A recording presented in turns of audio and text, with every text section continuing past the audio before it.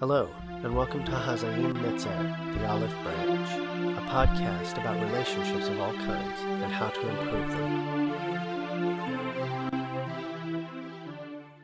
Welcome to the Olive Branch, Episode 2, Betrothal. The runtime of this episode is 6 minutes, 51 seconds. Why does anyone do betrothal? In recent decades, science has discovered a truth that people have known since time immemorial. Relationships in which sexual intimacy was confined to monogamous marriage and not done ahead of the binding commitment are more stable, more fulfilling to both partners, and longer lasting. This is part of the reason for couples contemplating betrothal or participating in one of the types of courtship paths to avoid being alone together and have chaperones on their meetings. It is a way of safeguarding the best for the relationship, because the commitment needs to precede the intimacy. In betrothal, this principle is writ large. What is betrothal? Betrothal is an ancient custom in which a promise to wed is made by a couple who become bride and groom. It is not the same as an engagement in which either party may walk away at any time. Once betrothed, the man and woman are in all ways married, except that they have not and may not consummate the marriage, and that the bride remains in her father's house. Both exceptions continue until the wedding celebration. We see this in the narrative of the birth of Jesus, where Joseph was considering divorcing Mary because she was found with child before they came together as husband and wife. This tradition is employed by God in the imagery he used to describe the Lord's relationship to the church and this time of waiting for his return.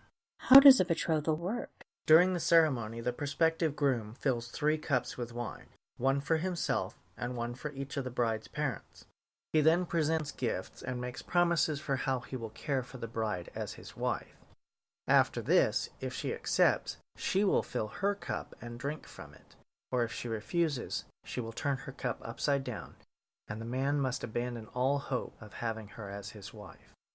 Once the bride has accepted, the couple makes an announcement of their betrothal under the chuppah, or wedding canopy.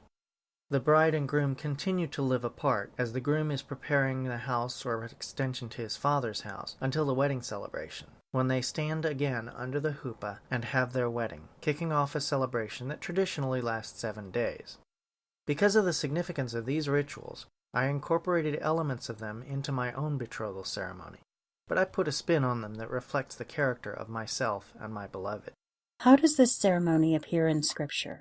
Many Christians understand the connection between the Last Supper and the Passover Seder, with Jesus showing through the bread and wine that he was the complete Passover sacrifice. But we can also see in the supper a proposal. There are 4 cups in the Seder: a cup of sanctification, I am the Lord, and I will bring you out. a cup of deliverance, I will deliver you. a cup of redemption, I will also redeem you. and a cup of hope. I will take you for my people, and I will be your God. And Jesus was essentially proposing to the church. Jesus likens his return for the church to the return of a groom for his bride in the parable of the wise and foolish virgins, and in his words to the apostles about going to prepare a place, of his Father's house having many mansions. Jesus asks each of us to accept his blood as the bride price of our lives, and when we do, he is our groom, waiting to be wed to the church, his bride. Once the betrothal is set, that is, once the bride accepts the groom, the marriage is begun and binding, and only the groom may break it. And Jesus said that he would never leave us or forsake us, indicating that he will not break the betrothal. The next episode will cover a non-romantic topic. Join us again for a discussion of communication and how active listening can help us meet goals for ourselves and our coworkers. HaZayin Nezer is copyright 2017 by Lincoln Sager and is distributed under a Creative Commons non-commercial license. This means that you're free to use this program in creative endeavors so long as you don't charge for your work and appropriate credit is given to Lincoln Sager.